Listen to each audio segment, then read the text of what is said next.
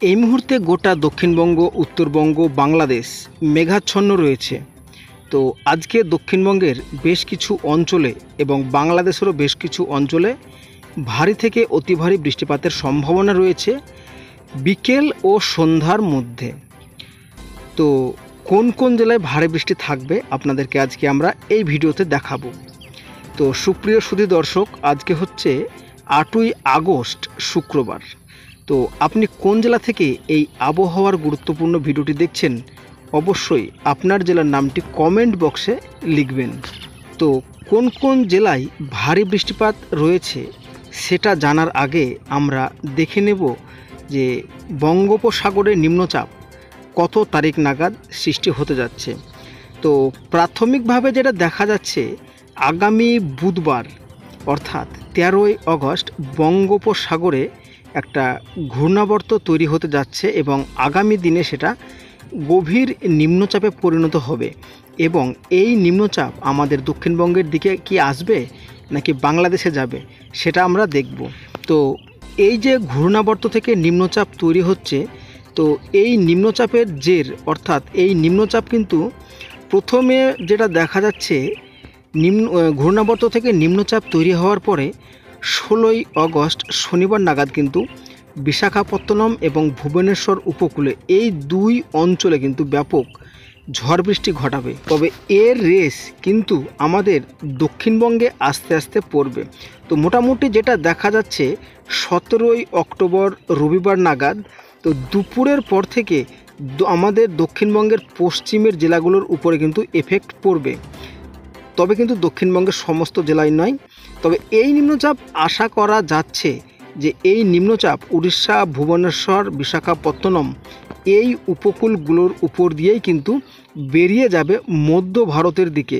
তবে প্রাথমিকভাবে যেটা জানা যাচ্ছে, এই নিম্নচাপের দরুন কিন্তু আমাদের দক্ষিণবঙ্গে ততটা বৃষ্টি বা ততটা এফেক্ট কিন্তু পাওয়া যাবে না। তবে আপনাদেরকে আরও একটা বিষয় জানিয়ে রাখি, তো এই নিম্নচাপের প্রভাব যদিও দক্ষিণবঙ্গে আমাদের না পড়ে, তবে বৃষ্টিপাত কিন্তু কম বেশি হলেও কিছুটা পাওয়া যাবে, বিশেষ করে পশ্চিমের জেলাগুলোতে। তো এই নিম্নচাপ আপাতত কোন দিকে যাবে আপনাদেরকে জানালাম। তবে পরবর্তী সময় এই নিম্নচাপের অভিমুখ হয়তো আমাদের দক্ষিণবঙ্গের দিকে বা বাংলাদেশের দিকেও হতে পারে।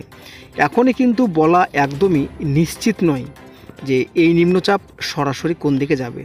তো ফ্রেন্ডস, চলুন আমরা এইবার দেখে নিই আজকে কোন কোন জেলায় দক্ষিণবঙ্গের বৃষ্টিপাতের সম্ভাবনা রয়েছে। তো ইতিমধ্যে আমরা চলে এসেছি বজ্র এবং বৃষ্টি মুডে।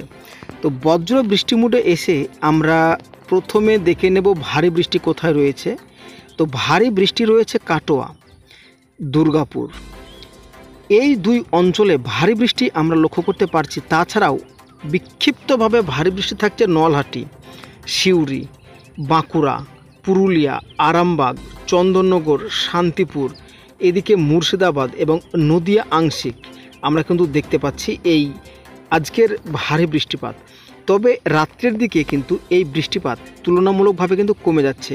তো রাত্রিতে কিন্তু দক্ষিণবঙ্গ পরিষ্কারই দেখতে পাচ্ছি আমরা। তো বৃষ্টিপাত রাত্রে পরিষ্কার হলেও আগামীকালকে বৃষ্টিপাত কিন্তু আমরা লক্ষ্য করতে পারছি বিকেল ও সন্ধ্যার দিকে। তবে আপনাদেরকে আরও একটা বিষয় জানিয়ে রাখি, মোটামুটি রবিবার থেকে কিন্তু দক্ষিণবঙ্গ পরিষ্কার হয়ে যাচ্ছে যেটা দেখতে পাচ্ছি।